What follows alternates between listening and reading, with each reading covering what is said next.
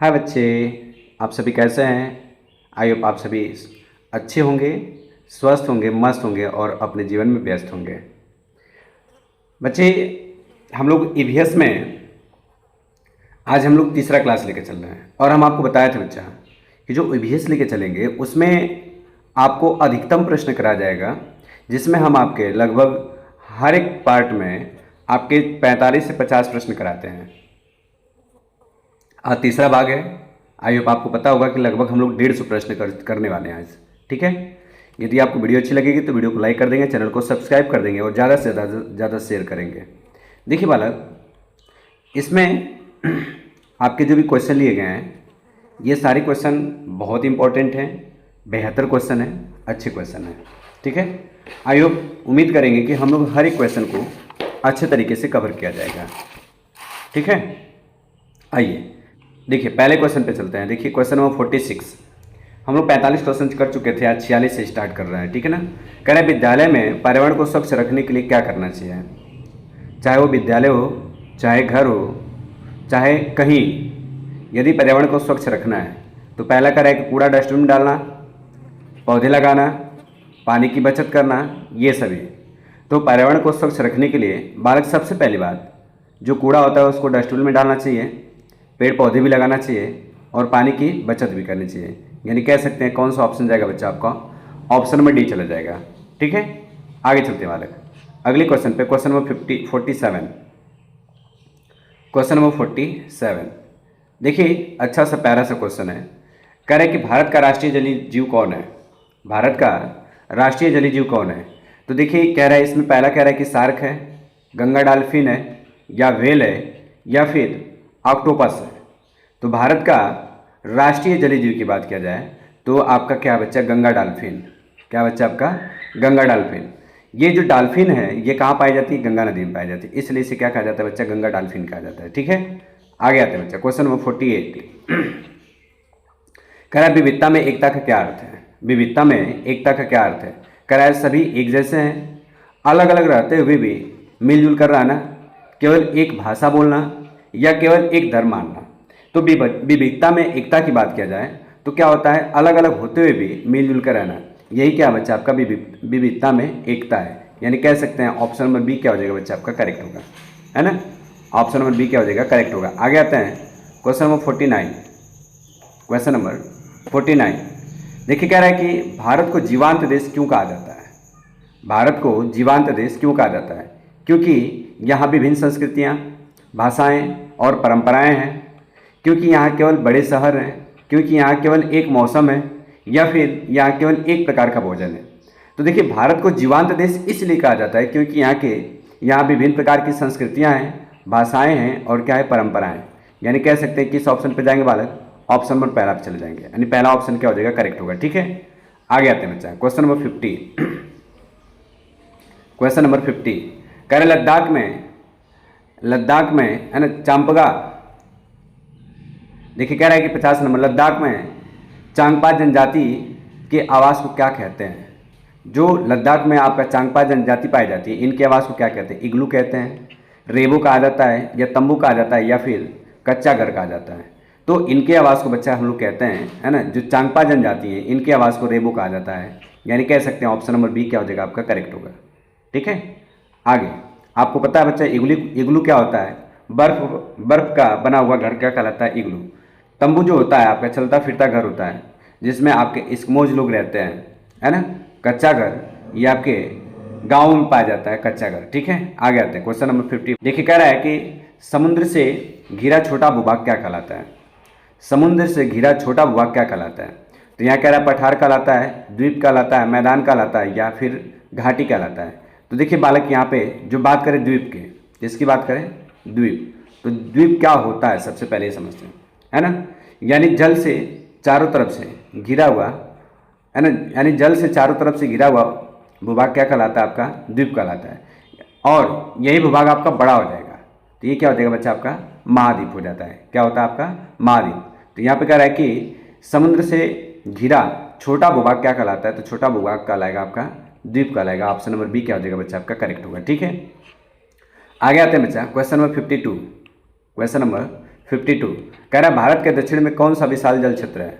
भारत के दक्षिण की बात किया जाए तो देखिए ये जैसे हम कह सकते हैं कि ये भारत का नक्शा है, ठीक है। ये क्या बच्चा आपका भारत का नक्शा, सपोज करिए ये भारत का नक्शा है। तो आप देखेंगे ये आपका पूर्वी क्षेत्र होता है जिसे हम लोग ईस्ट बोलते हैं, ये पश्चिमी क्षेत्र है जिसे हम लोग वेस्ट बोलते हैं, ये आपका उत्तरी क्षेत्र है और ये आपका दक्षिणी क्षेत्र है, यानी नॉर्थ और साउथ। तो यहाँ पूरब में पाया जाता है बे ऑफ बंगाल, यानी BOB, बंगाल की खाड़ी। क्या पाया जाता है? बंगाल की खाड़ी। इधर होता है बच्चा आपका अरेबियन सी, क्या होता है आपका अरब सागर, क्या होता है अरब सागर। और नीचे जब दक्षिण की बात किया जाए तो इंडियन ओशियन होता है ना, इंडियन ओशियन, जिसे हम लोग कहते हैं हिंद महासागर। तो कह रहे हैं कि भारत के दक्षिण में कौन सा विशाल जल क्षेत्र है, तो दक्षिण में आपका बच्चा क्या हिंद महासागर है ना। तो आपका कौन सा ऑप्शन होगा बच्चा? आपका ऑप्शन नंबर पहला क्या हो जाएगा? आपका करेक्ट होगा, ठीक है। आगे आते हैं बच्चा क्वेश्चन नंबर 53। कह रहे हैं पर्यावरण की रक्षा के लिए क्या करना चाहिए। कह रहे हैं कि पेड़ पौधे की सुरक्षा करना चाहिए, है ना, स्वच्छता बनाए रखना चाहिए, प्लास्टिक का कम उपयोग करना चाहिए, या फिर उपयुक्त सभी। तो पर्यावरण की रक्षा के लिए ये आपके तीनों ऑप्शन क्या बच्चा आपका सही है, यानी कह सकते हैं ऑप्शन नंबर डी क्या हो जाएगा? आपका करेक्ट होगा, ठीक है। आगे आते हैं बच्चा क्वेश्चन नंबर 54। क्वेश्चन नंबर 54 कह रहा है कि किसी भी कार्य को करने के लिए किस चीज़ की आवश्यकता होती है, यानी किसकी आवश्यकता होती है? पानी की आवश्यकता होती है, ऊर्जा की आवश्यकता होती है, मिट्टी की आवश्यकता होती है, या हवा की आवश्यकता होती है। तो आप सभी को पता है बच्चा कार्य को करने के लिए किसकी आवश्यकता होती है? ऊर्जा की। और ऊर्जा का मात्रक क्या होता है बच्चा? आपका जूल होता है ना। ऊर्जा का मात्रक क्या होता है? जूल, ठीक है। तो किसी भी कार्य को करने के लिए ऊर्जा की आवश्यकता होती है, ठीक है। कह सकते हैं ऑप्शन नंबर बी क्या हो जाएगा बच्चा? आपका करेक्ट होगा, ठीक है। आगे आते हैं बच्चा क्वेश्चन नंबर 55। कह रहा है कि जल से बिजली बनाने की प्रक्रिया को क्या कहते हैं? जल विद्युत कहते हैं, पवन ऊर्जा कहते हैं, सौर ऊर्जा कहते हैं, या फिर परमाणु ऊर्जा कहते हैं। तो जल से विद्युत बनाने की प्रक्रिया को क्या कहते हैं बच्चा? आपका जल विद्युत कह सकते हैं। ऑप्शन नंबर पहला क्या हो जाएगा बच्चा? आपका करेक्ट होगा, ठीक है ना। ऑप्शन नंबर पहला क्या हो जाएगा बच्चा? आपका करेक्ट होगा। आगे आते हैं बच्चा क्वेश्चन नंबर 56। कह रहा है कि बल्ब जलने पर कौन कौन सी ऊर्जा प्राप्त होती है। जब बल्ब जलता है तो यहाँ से कौन कौन सी ऊर्जा प्राप्त होती है? प्रकाश और ऊष्मा, केवल ध्वनि, केवल गतिज, या फिर केवल रासायनिक। तो देखिए जब बल्ब जलता है तो केवल रासायनिक ऊर्जा नहीं मिलती है, ध्वनि ऊर्जा नहीं मिलती है, गतिज ऊर्जा नहीं मिलती है। क्या होता है बच्चा? आपका प्रकाश मिलता है और ऊष्मा मिलता है, यानी कह सकते हैं ऑप्शन नंबर पहला क्या हो जाएगा बच्चा? आपका करेक्ट होगा, ठीक है। आगे आते हैं बच्चा क्वेश्चन नंबर 57। कह रहा है कि बिजली बचाने के लिए क्या करना चाहिए। उपयोग न होने वाले पंखे और लाइट बंद कर दें, सभी लाइटें चालू रखें, दिन में भी लाइट चालू यानी चलाएं, पंखा भी ना आवश्यक चलाएं। तो देखिए बिजली बचाने के लिए उपयोग न होने वाले पंखा और लाइट को क्या करना चाहिए बच्चा? आपका बंद कर देना चाहिए, यानी कह सकते हैं ऑप्शन नंबर पहला क्या हो जाएगा बच्चा? आपका करेक्ट होगा, ठीक है। आगे आते हैं बच्चा क्वेश्चन नंबर 58। क्वेश्चन नंबर 58 कह रहे हैं सूर्य से हमें क्या प्राप्त होता है। सूर्य से हमें प्रकाश प्राप्त होता है, ऊष्मा प्राप्त होता है, या ऊर्जा प्राप्त होता है, या ये सभी। तो सूर्य से बच्चा मुझे प्रकाश भी प्राप्त होता है, ऊष्मा भी प्राप्त होता है और ऊर्जा भी प्राप्त होता है। कह सकते हैं कौन सा ऑप्शन जाएगा बच्चा? आपका ऑप्शन नंबर डी क्या हो जाएगा? आपका करेक्ट होगा, ठीक है। आगे आते हैं बेटा अगले क्वेश्चन पे आते हैं। कह रहा है कि सूती कपड़ा किस पौधे से प्राप्त होता है। सूती कपड़े की बात कर रहे हैं, किस पौधे से प्राप्त होता है? कपास से, गेहूं से, चावल से, या जूट से। तो सूती कपड़े की बात किया जाए तो सूती कपड़ा आपका किससे प्राप्त होता है बच्चा? आपका कपास से प्राप्त होता है। ऑप्शन नंबर पहला क्या हो जाएगा बच्चा? आपका करेक्ट होगा, ठीक है। आगे आते हैं बच्चा क्वेश्चन नंबर 60। क्वेश्चन नंबर 60 कह रहे हैं कि धागों से कपड़ा बनाने की प्रक्रिया कहलाती है। धागों से कपड़ा बनाने की प्रक्रिया क्या कहलाती है? बुनाई कहलाती है, कताई कहलाती है, या कटाई कहलाती है, या धुलाई कहलाती है। तो जब धागे से कपड़ा बनाएंगे, है ना, धागे से कपड़ा बनाएंगे तो धागे से कपड़े बनाने की प्रक्रिया को क्या कहते हैं बच्चा? आपका बुनाई कहते हैं। जैसे स्वेटर बनाया जाता है ना, धागा होता है, उससे टोपी बनाया जाता है, स्वेटर बनाया जाता है। तो कहते हैं ना स्वेटर बिन रहे हैं, टोपी बिन रहे हैं, तो ये आपका क्या होता है बच्चा? आपका बुनाई होता है, ठीक है। ऑप्शन नंबर पहला क्या हो जाएगा बच्चा? आपका करेक्ट होगा। आगे आते हैं बच्चा क्वेश्चन नंबर 61। क्वेश्चन नंबर 61 कह रहे हैं कि कपड़ों को पहनने योग्य बनाने के लिए क्या किया जाता है? सिलाई किया जाएगा, पिसाई किया जाएगा, धुलाई किया जाएगा, या फिर सुखाई किया जाएगा। तो जो कपड़ा होता है उसको पहनने योग्य बनाने के लिए हम लोग क्या करते हैं बच्चा? उस कपड़े की सिलाई करते हैं, तभी तो पहन पाते हैं ना। जैसे शर्ट होता है, आपका पैंट होता है, ये सभी को पहनने के लिए क्या करते हैं? उस कपड़े की पहले सिलाई करते हैं, यानी ऑप्शन नंबर पहला क्या हो जाएगा बच्चा? आपका करेक्ट होगा। आगे आते हैं बच्चा क्वेश्चन नंबर 62। क्वेश्चन नंबर 62, निम्नलिखित में से कौन सा प्राकृतिक रेशा है? इसमें प्राकृतिक रेशा की बात किया जाए, कपास है, नायलॉन है, पॉलिएस्टर है या फिर एक्रेलिक, इसमें कौन सा प्राकृतिक रेशा है? तो देखिए बालक, ये कपास जो है आपका प्राकृतिक रेशा है और ये सारे जो है आपके क्या है बच्चा, कृत्रिम रेशा है। क्या है? कृत्रिम रेशा, यानी कह सकते हैं ऑप्शन नंबर पहला क्या हो जाएगा बच्चा आपका करेक्ट होगा। आगे आते हैं बच्चा क्वेश्चन नंबर 63। क्वेश्चन नंबर 63, कह रहा निम्नलिखित में से कौन सा कृत्रिम रेशा है? अभी आपको बताया नायलॉन है, कपास है, ऊन है या फिर रेशम है। तो देखिए जो कृत्रिम रेशा है आपका बच्चा क्या है? नायलॉन। क्या है? नायलॉन, यानी कह सकते हैं ऑप्शन नंबर पहला क्या हो जाएगा बच्चा आपका करेक्ट होगा। ठीक है, आगे आते हैं बच्चा क्वेश्चन नंबर 64।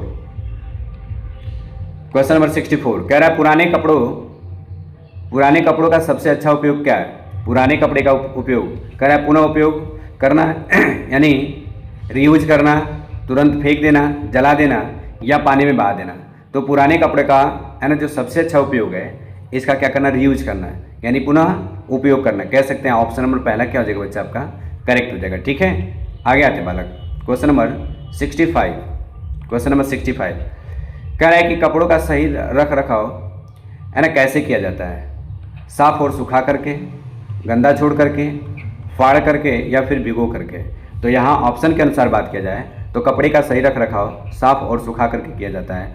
ऑप्शन नंबर पहला क्या हो जाएगा बच्चा आपका करेक्ट होगा, है ना। ऑप्शन नंबर पहला क्या हो जाएगा बच्चा आपका करेक्ट होगा। आगे आते हैं बच्चा क्वेश्चन नंबर 66।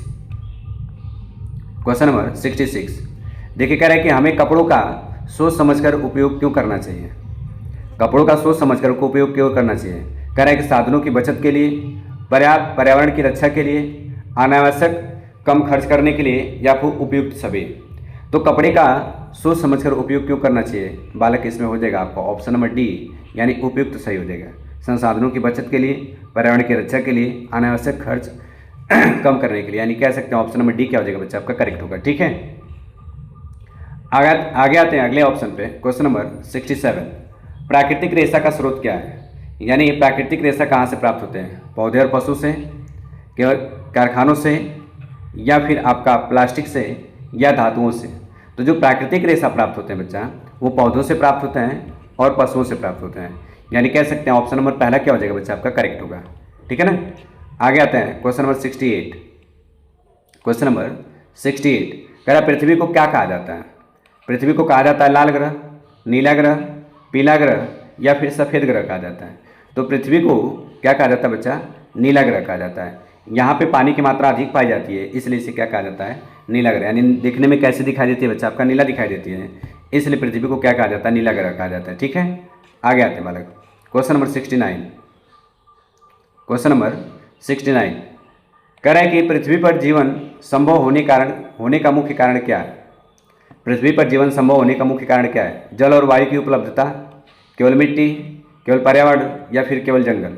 तो पृथ्वी पर जीवन संभव होने का कारण एक ही कारण है, जल और वायु की उपलब्धता। यहाँ जल भी है और क्या हवा भी है, इसलिए पृथ्वी पे क्या बच्चा आपका जीवन पाया जाता है। ठीक है, आगे आता है बच्चा क्वेश्चन नंबर 70। कह रहा है पृथ्वी का कितना भाग जल से ढका हुआ है? लगभग 25%, 50%, 71% या 90%। तो पृथ्वी का लगभग आपका 71% भाग किससे ढका हुआ बच्चा आपका? जल से ढका हुआ, यानी कह सकते हैं ऑप्शन नंबर सी क्या हो जाएगा बच्चा आपका करेक्ट होगा। ठीक है, आगे आते हैं बच्चा क्वेश्चन नंबर 71। क्वेश्चन नंबर 71 कह रहा है पीने योग्य जल किस कारण है ना किस प्रकार होता है? जो पीने योग्य जल होता है वो किस प्रकार होता है? खारा जल होता है, मीठा जल होता है, समुद्री जल होता है या गंदा जल होता है? तो जो पीने योग्य जल होता है बच्चा आपका कैसा होता है? मीठा जल होता है। कह सकते हैं ऑप्शन नंबर बी क्या हो जाएगा बच्चा आपका करेक्ट होगा। ठीक है, आगे आते हैं बच्चा क्वेश्चन नंबर 72। क्वेश्चन नंबर 72 कह रहा पृथ्वी का सबसे बाहरी ठोस भाग क्या कहलाता है? पृथ्वी का जो सबसे बाहरी ठोस भाग है क्या कहलाता है? स्थलमंडल कहलाता है, जलमंडल कहलाता है, वायुमंडल कहलाता है या फिर सूर्य कहलाता है? तो पृथ्वी का सबसे बाहरी ठोस भाग जो होता है आपका बच्चा क्या होता है? आपका स्थलमंडल होता है। कह सकते हैं ऑप्शन नंबर पहला क्या हो जाएगा बच्चा आपका करेक्ट होगा। ठीक है, आगे आते हैं बालक क्वेश्चन नंबर 73। क्वेश्चन नंबर 73 कह रहा है कि हमें सांस लेने के लिए क्या आवश्यक है? कह रहा है जल आवश्यक है, वायु आवश्यक है, मिट्टी आवश्यक है या प्रकाश? तो आप सभी को पता है बच्चा सांस लेने के लिए हमें किसकी आवश्यकता होती है? वायु की, यानी सांस लेने के लिए हमें वायु आवश्यक है, यानी कह सकते हैं ऑप्शन नंबर बी क्या हो जाएगा बच्चा आपका करेक्ट होगा। ठीक है, आगे आते हैं बच्चा क्वेश्चन नंबर 74। क्वेश्चन नंबर 74 कह रहा है पृथ्वी पर आने वाले सभी जीव किस प्रकार निर्भर है ना। पृथ्वी पर आने वाले सभी जीव किस पर निर्भर है। देखिए 74 नंबर कह रहा है कि पृथ्वी पर आने वाले सभी जीव किस पर निर्भर है। कह रहा है प्रकृति पर है, केवल भोजन पर है, केवल पानी पर है या फिर केवल हवा पर। तो पृथ्वी पर आने वाले सभी जीव आपके प्रकृति पर निर्भर है, यानी कह सकते हैं ऑप्शन नंबर पहला क्या हो जाएगा बच्चा आपका करेक्ट होगा। ठीक है, आगे आते हैं बच्चा क्वेश्चन नंबर 75। क्वेश्चन नंबर 75 पर्यावरण को स्वच्छ रखने के लिए हमें क्या करना चाहिए। कह रहा है पेड़ लगाना चाहिए, कचरा डस्टबिन में डालना चाहिए, है ना, जल की बचत करना चाहिए या फिर ये सभी। तो पर्यावरण को स्वच्छ रखने के लिए हमें जितने भी काम हैं ये सारे काम करना चाहिए, यानी कह सकते हैं ऑप्शन नंबर डी क्या हो जाएगा बच्चा आपका करेक्ट हो जाएगा। ठीक है, आगे आते हैं बच्चा क्वेश्चन नंबर 76 कह रहा है कि पृथ्वी हमारा घर क्यों कहलाती है।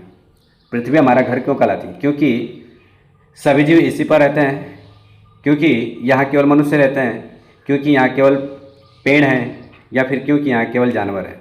तो पृथ्वी को हमारा घर इसलिए कहा जाता है क्योंकि यहाँ पे सभी प्रकार के जीव रहते हैं, इसलिए पृथ्वी को हमारा क्या कहा जाता है बच्चा घर कहा जाता है। ठीक है, आगे आते हैं बच्चा क्वेश्चन नंबर 77। क्वेश्चन नंबर 77 कह रहा है पृथ्वी का प्राकृतिक उपग्रह कौन सा है। सूर्य है, चंद्रमा है, मंगल है या फिर आपका शुक्र है। तो पृथ्वी का प्राकृतिक उपग्रह की बात करें तो बच्चा आपका क्या है चंद्रमा है ना। पृथ्वी के कितने प्राकृतिक उपग्रह हैं बच्चा, तो पृथ्वी के केवल एक प्राकृतिक उपग्रह, वो भी कौन सा है आपका चंद्रमा है। ठीक है, आगे आते हैं बच्चा क्वेश्चन नंबर 78। क्वेश्चन नंबर 78 कह रहा है पृथ्वी सूर्य की परिक्रमा कितने समय में पूरा करती है। जो पृथ्वी है ये सूर्य के चारों तरफ एक चक्कर यानी परिक्रमा करने में कितना समय लेती है। कह रहे 24 घंटे लेती है, 30 दिन लेती है, लगभग 365 दिन लेती है या फिर 12 घंटे लेती है। तो पृथ्वी सूर्य की परिक्रमा करने में लगभग आपके 365 दिन का समय लेती है, यानी कह सकते हैं ऑप्शन नंबर सी क्या हो जाएगा बच्चा आपका करेक्ट हो जाएगा। ठीक है, आगे आते हैं बच्चा क्वेश्चन नंबर 79। क्वेश्चन नंबर 79 कह रहा है दिन और रात किस कारण होता है। दिन और रात किस कारण होता है। पृथ्वी के अपने अक्ष पर घूमने से, चंद्रमा के घूमने से, सूर्य के घूमने से या फिर बादलों के कारण। तो पृथ्वी पे जो दिन और रात होता है ये पृथ्वी के अपने एक्सिस पे क्या करने से बच्चा आपका घूमने से होता है, यानी कह सकते हैं इसका ऑप्शन नंबर पहला क्या हो जाएगा बच्चा आपका करेक्ट हो जाएगा। ठीक है, आगे आते हैं बच्चा क्वेश्चन नंबर 80। क्वेश्चन नंबर 80 कह रहा है पृथ्वी पर जीवन के लिए सबसे आवश्यक संसाधन कौन से हैं। पृथ्वी पर जीवन के लिए सबसे आवश्यक संसाधन कह रहा है जल है, वायु है, मिट्टी है या फिर ये सभी। तो पृथ्वी पर जीवन के लिए सबसे आवश्यक संसाधन आपका जल भी है बच्चा, वायु भी है और मिट्टी भी है, यानी कह सकते हैं ऑप्शन नंबर डी, यानी ये सभी आपका क्या हो जाएगा करेक्ट होगा। ठीक है, आगे आते हैं बच्चा क्वेश्चन नंबर 71। क्वेश्चन नंबर 71 कह रहा है पेड़ पौधे पृथ्वी के लिए क्यों महत्वपूर्ण है ना। वे ऑक्सीजन देते हैं, वे पर्यावरण को संतुलित रखते हैं, वे जीवों को भोजन और आश्रय देते हैं या उपयुक्त सभी। तो पेड़ पौधे पृथ्वी के लिए क्यों आवश्यक है, क्योंकि वो ऑक्सीजन देते हैं, पर्यावरण को संतुलित रखते हैं और वे जीवों को भोजन और आश्रय देते हैं, यानी कह सकते हैं ऑप्शन नंबर डी क्या हो जाएगा बच्चा आपका करेक्ट होगा। ठीक है, आगे आते हैं बच्चा क्वेश्चन नंबर 82। क्वेश्चन नंबर 82 कह रहा है पृथ्वी को सुरक्षित रखने के लिए हमें क्या करना चाहिए। कह रहा है पेड़ लगाना चाहिए, प्लास्टिक का कम उपयोग करना चाहिए, प्रदूषण कम करना चाहिए या उपयुक्त सभी। तो पृथ्वी को सुरक्षित रखने के लिए पेड़ लगाना चाहिए, प्लास्टिक का कम उपयोग करना चाहिए या फिर प्रदूषण कम करना चाहिए। कह सकते हैं ऑप्शन नंबर डी क्या हो जाएगा बच्चा आपका करेक्ट होगा। ठीक है, आगे आते हैं बच्चा क्वेश्चन नंबर 83। क्वेश्चन नंबर 83 देखिए यहाँ पे क्वेश्चन नंबर 83 क्या कह रहा है निम्नलिखित में से कौन सा प्राकृतिक संसाधन है। कह रहा है जल है, वायु है, मिट्टी है या फिर ये सभी। तो वो बालक इसमें आपके क्या हो जाएंगे, ये सभी आपके क्या बच्चा आपके प्राकृतिक संसाधन है, यानी ऑप्शन नंबर डी क्या हो जाएगा आपका करेक्ट होगा। ठीक है, आगे आते हैं बच्चा 84। क्वेश्चन नंबर 84 कह रहा है कि जल संरक्षण क्यों आवश्यक है। भविष्य के लिए, सभी जीवों के लिए, जल की कमी को रोकने के लिए या फिर उपयुक्त सभी। तो जल संरक्षण क्यों आवश्यक है बच्चा, है ना, हमारे भविष्य के लिए भी है ना, सभी जीवों के लिए और जल की कमी को रोकने के लिए भी है, यानी कह सकते हैं ऑप्शन नंबर डी क्या हो जाएगा बच्चा आपका करेक्ट ऑप्शन होगा। ठीक है, आगे आते हैं बच्चा 85। क्वेश्चन नंबर 85 कह रहे कचरे का सही प्रबंधन कैसे किया जा सकता है। कह रहे कूड़ा अलग अलग डिब्बों में डालकर, सड़क पर फेंक कर, नदी में बहाकर या खुले में जलाकर। तो कचरे का सही प्रबंधन किया जाएगा कूड़ा अलग अलग डिब्बों में डाल करके। जैसे आप लोग देखते हैं कि एक आपका ग्रीन होता है, हरा होता है और एक आपका ब्लू डब्बा होता है। तो हरे में आपका गीला कचरा रहता है ना, इसमें क्या रहता है बच्चा, आपका गीला कचरा, और आपका जो ये होता है इसमें आपका होता है आपका सूखा कचरा। कैसा होता है, सूखा कचरा, ठीक है ना। हरा में आपका क्या होता है बच्चा, आपका गीला कपड़ा कचरा होता है, ठीक है ना। तो यही कह रहा है कि कूड़ा अलग अलग डिब्बों में डाल करके। आगे आते हैं बच्चा 86, क्वेश्चन नंबर 86 कह रहा है पृथ्वी को स्वच्छ रखने की जिम्मेदारी किसकी है। पृथ्वी को स्वच्छ रखने की जिम्मेदारी केवल सरकार की है, केवल शिक्षकों की है, हम सभी की है, या फिर केवल वैज्ञानिक की है। तो पृथ्वी को स्वच्छ रखने की जिम्मेदारी वाला बालक हम सभी की है, यानी कह सकते हैं ऑप्शन नंबर सी क्या हो जाएगा बच्चा, आपका करेक्ट हो जाएगा, ठीक है। आगे आते हैं बच्चा क्वेश्चन नंबर 87, क्वेश्चन नंबर 87। देखिए क्वेश्चन नंबर 87 में क्या कहा जा रहा है, ये कह रहा है कि पर्यावरण प्रदूषण का एक प्रमुख कारण क्या है। पर्यावरण प्रदूषण का मुख्य कारण क्या है, पेड़ों की कटाई, प्लास्टिक का अत्यधिक उपयोग, धुआं, या उपयुक्त सभी। तो बालक हो जाएगा ये सभी हो जाएगा, यानी ऑप्शन नंबर डी क्या हो जाएगा बच्चा, आपका करेक्ट होगा, ठीक है। आगे आते हैं क्वेश्चन नंबर 88, क्वेश्चन नंबर 88।